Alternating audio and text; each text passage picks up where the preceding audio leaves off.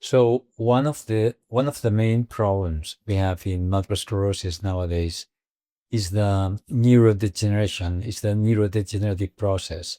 So and there are a number of factors influencing that. But one of the most important ones we believe are microglia, activated microglia.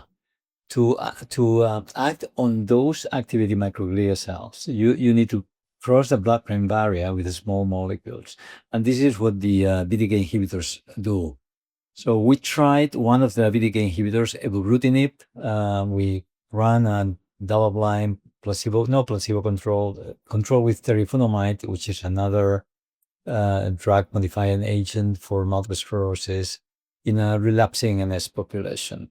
And we ran a conventional trial over 2 years after having a positive result in the phase 2 trial.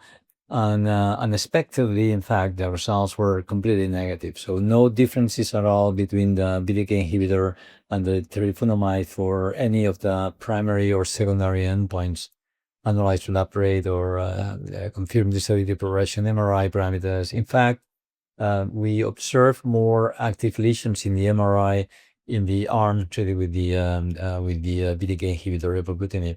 So it was a completely negative trial, unfortunately. However, that was published in Lancet Neurology, and following and newer BTK inhibitors are working better.